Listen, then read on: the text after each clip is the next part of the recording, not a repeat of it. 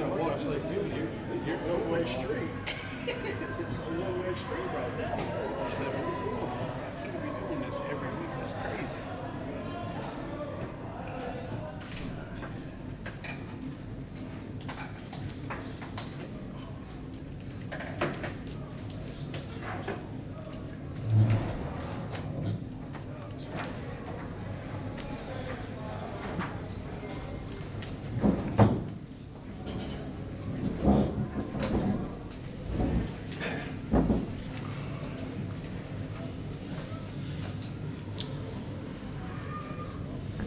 We're joined here with Belleville High School head coach Grady Rowe. Coach, if you introduce your two student athletes. Okay, I've got Connor Gaines and Sam Raninsky.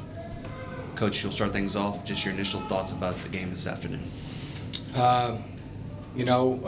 Turnovers, penalties that we haven't really done all year. Just really unfortunate penalties, to be real honest with you. But so proud of our kids. They came back and they fought so dadgum hard, and just so proud of them. You know, just you can't win these games and have those kind of penalties and turn the ball over, and some of those things, especially we did in the first half. Questions? Coach, can you just talk about this season, what it means to the community? They were all out there. I know you guys came up short, but this was a special year for y'all. How special was this season getting here and just coming up a little bit short? It was special. I mean, there's no doubt about it. I mean, these guys, every day they came to work. They love being around each other. And, you saw our crowd. I mean, Belleville America shut down, and they showed up. And super proud of our guys, coaching staff, and our community. Coach, can you speak of the defensive effort in the second half, able to shut them out? I know they got down to the goal line near the end there, but it was a good effort there. It was. I mean, our guys, we made some adjustments, and they did some really good things. I mean, that's what you do. Good coaching staff, they do some really good things, and they hurt us. But really proud of our kids, the way, we made some adjustments and the way they responded. And, you saw their effort. They gave it everything they had. Coach, when you were talking about the adjustments, I noticed, I'm Philip Williams with the Gladewater Mirror. I noticed Gilman was running quick outs just right and left early in the game and then suddenly stopped. Did you make some adjustments to put a stop to that? Well, that was one of the things. Yeah, I mean they were getting hands on us, and our alignment wasn't great. They and we knew they would try. They had good leverage on us. They're speedsters, and they want to get the leverage, and they were able to do that some early. Coach, you guys fought hard the whole game. All four quarters, you guys, you fought back, you fought. Just kind of speak to the character of these guys. Is that a testament to those guys and the work they put in all year? Oh, without a doubt. And these two guys, they exemplify that, but just character, and it's the whole team, not these two, but obviously I think these two exemplify it. But just good quality character kids that they do everything we ask them to do, and they did tonight or this evening, and just really proud of them. For both the players, obviously not the result that you wanted, but how special was it to be a part of something that hasn't been done since the 70s at this school? It's definitely special. I loved it. Just being in a different atmosphere, being here is very special. I mean, every high school kid wants it. I mean, the team was definitely proud to be here, and we made it this far. Yeah, it kind of came down to it. We fought with everything we had, but other than that, the team was really excited and pumped up, and it's definitely special for us. I would say it's been special, but I think the thing that made us so special this year was just our kids. I mean, we fight to the end no matter what, and that starts in our off season and two-a-days and everything, and just how we do things. So it's heartbreaking to come short like that, but I mean, it was a great season. Both of you guys have been senior leaders this year, along with your other guys. Y'all are 3-year starters. Tell me a little bit about the journey that it's been, the process that y'all have gone through to get to the point you are now. Well, sophomore year, we started, a couple of our senior guys started playing, and me and him obviously. And, we've grown so much as a grade, and our grade hasn't lost a regular season game. since we've been playing on varsity, it's the 3P championship. So, I mean, it's just how we get after it. We love playing with each other. We love being physical. And, that's just been, we've just been taught to play like that from our parents, our community, and our coaches. For both the players, you guys walk off the field and you see the standing ovation that your fans gave you. How is that kind of indicative of what their support has been like all season? It's definitely awesome knowing that they still stand behind us, win or lose. I mean, it's something about Belleville, America that's always there. You can always call somebody to help you out. The community is very great. You can always lend a teammate a hand. That you ask them for something, they'll help you out, or if they can't, they'll reach out to somebody else. So it's just, we all kind of are there for each other a lot, so it's awesome. We had two very diverse halves. The first half we had 7 touchdowns, a whole bunch of long distance touchdowns, and only one score in the second half. Coach, why do you think that was? Why did the scoring just, after that wild first half, why did the scoring go down so much in the second? And I think there was some adjustments made by both staffs, and then probably some critical mistakes there, at different times too. You had we kind of a little bit of the wow factor maybe. I don't know if that was real huge, but I think the initial surge and us we're not used to being down maybe, and just our kids really responded though, and we talked about it at halftime and said, we're really in great shape, guys. I mean, we're in good shape. We've been hitting the mouth a little bit, and we're in good shape and get the ball coming back out. And, I think our kids started believing again, a little bit. I appreciate if you can tell your high school office they faxed me your roster yesterday, and they were very gracious to do that, and I appreciated it. Sam, what kind of legacy do you think this senior class, left at Belleville, even though you guys came up short?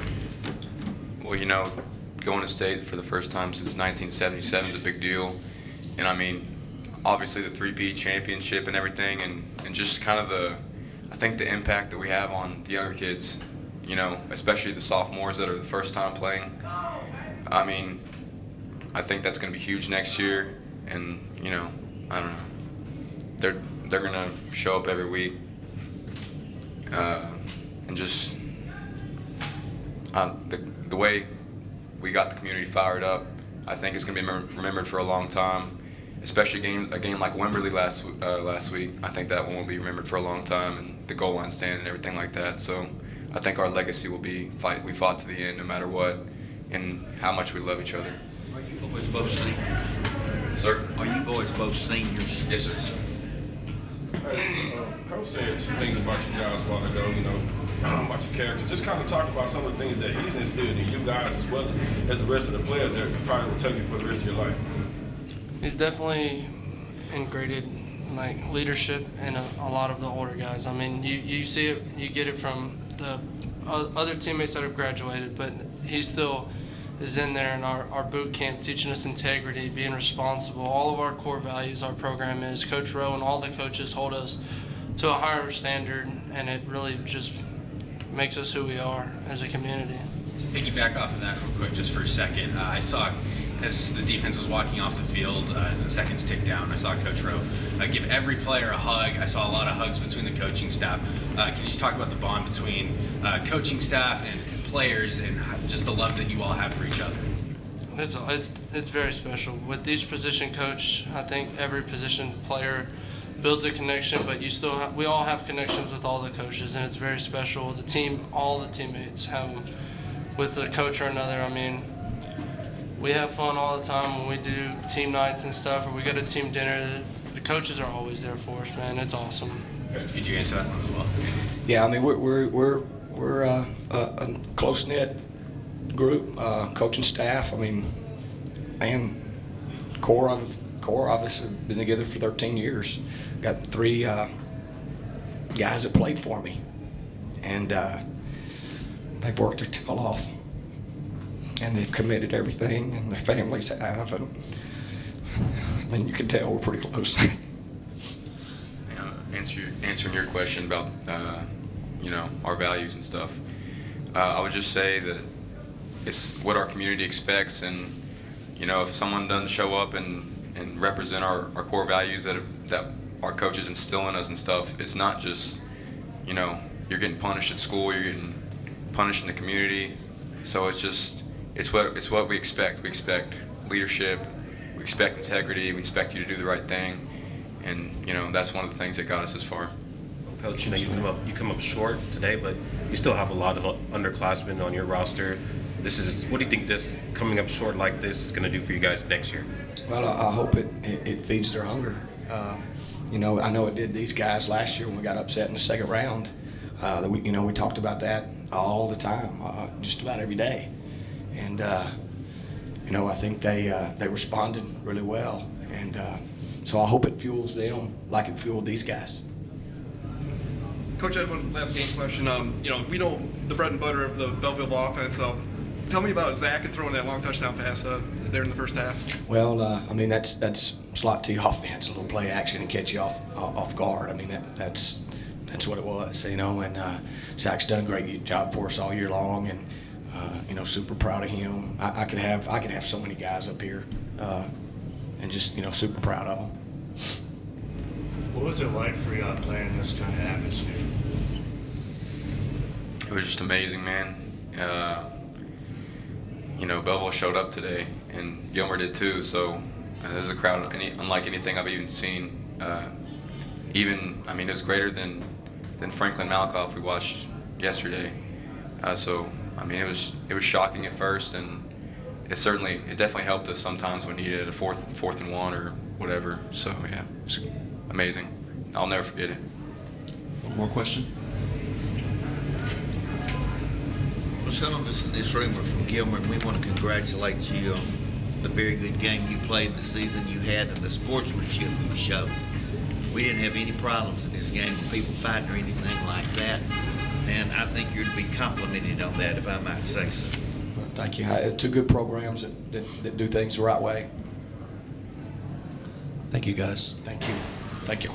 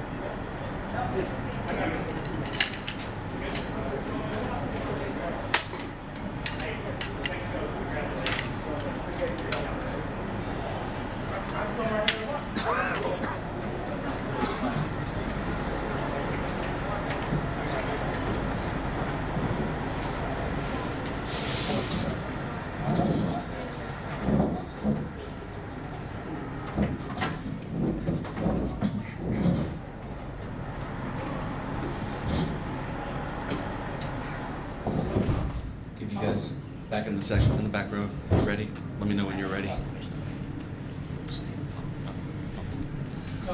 Nope. Oh, sorry. We're joined here with Gilmer High School head coach Alan Wetzel. Coach, if you introduce your 3 student athletes. Yes, sir. This is Will Tomahawk Henderson, and that is his middle name. That's not just a nickname. You got Brendan Webb, and then you got Tarek Tate. Coach, you'll start things off. Just your thoughts about winning the state title. You know, it's just amazing to have this opportunity to coach young men like this. A challenging year, I think, just adds so much to the sweetness of it. You know, starting out with adversity, people going, oh, they're not going to be what they've been before, and those kind of things, and guys just coming to work and trusting, having family tragedies this year on our team, having coaches who are hoping to get on kidney transplant lists, you know, just so many things, just life. And to get to go out and as a team, as a community, and have the sweetness of victory, it's beyond words. Questions? Coach, talk about your journey all the way here. You had a big kid team like Sunnyville, then ultimately defeat Carthage. Can you just talk about the journey to get here? Well, when we went into the playoffs, the weekend before the playoffs, we had the tragedy with Jeremiah's family, and that galvanized us. We were improving, we were getting better, and so forth. But that was like, this is personal, and I think as a team, if you go back and you rewatch those games, you're going to see us begin to play different, and you always preach and teach, it's not about you, it's not about me, it's the team, it's not, we're selfless instead of selfish, and, that's the hardest enemy for me to fight every single day is me. And with that happening, it just took us to a different level of getting it.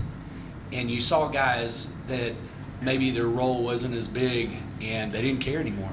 They're getting after it on the sideline and encouraging and cheering for each other at a whole different level. And the practices got more intense, etc. And so you saw a steady climb, I believe, through the playoffs. And obviously, that's every coach's dream is for that to happen. As a result, all I can say at this point is I could not be more proud of these young men. It's not like adversity makes you be great. Adversity gives you the opportunity, and then people have to make that choice, and these guys did that. Alan, your first half, back and forth, just the same kind of adversity we've had in several games this season. Talk about how this team responds when you get behind or you get in a bind. You just bounce right back every time. Well, emotions go up and down. That's part of a game. That's one of the things you have to deal with. And again, we're talking over and over and over about we have to make a choice. We have to make a choice instead of allowing our emotions to overcome and cause us to draw back, cause us to start having negative thoughts. And so you have to take captive those thoughts and go, no, I'm not going there. And these guys do it. Even at a rate sometimes that surprises me. Things happen and they're just going, okay, well, we'll just do this. And I'm like, well, I'm glad they think that. And then it's amazing what happens when a team begins to see themselves that way. Alan, your motto at the start of the year, I believe, was continuous improvement, correct? Yes, sir. Well, 3 of your first 6 games, you had 3 games where you gave up 71 points to Chapel Hill, 62 to the team from Prosper you beat, 63 to Pleasant Grove, and then everything turned around. Yes, sir. What happened? Well, it wasn't like all of a sudden the next day it got better. After week 1, we recognized, okay, we've got some things we've got to do. You have guys that are starting tonight that were on our JV and our freshman team that night, that week. And so we had to move people up. And then you had to, we tweaked or overhauled, quite frankly, our scheme to fit our personnel better. Went from an odd front to an even front because we felt like that fit some of the guys better. So there were a handful of things. Coach Edwards and his staff they went to work. And sometimes seeing the difference in that you saw today, it's not like it just happened between week 9 and 10. It wasn't just between 4 and 5. It was after week 1 and 2. It's just we weren't at the place where we could push the pendulum over yet. And so they just, kept working. It kept working. And I think that's something you can teach people that you carry on to life. Yes, sir. He lost his first 2 games for the first time in 20-something years. You were 3-3 after 6 games. Did you ever envision during this time that you'd be sitting here today as a state champion? Well, quite frankly, I knew this. Yeah, well, I'll be honest. I did think this was a possibility because we have tremendous athletes. It's not like we didn't have some skilled people. We have a lot of guys that were on that track team that won the state championship. We knew we had the makings of something that could be really great. We just had to fix some areas, and those things began to happen, and then it all started falling in place. Henderson obviously had a huge game today. I know he obviously had the clinching run. What kind of went into that run, and what can you kind of say about his performance today? Well, Will is, he's not just a track guy. And you saw that today. He gets dirty yards. He gets, break and tackle yards. He gets, if I got to get 3, I'm going to get 6, that kind of a thing.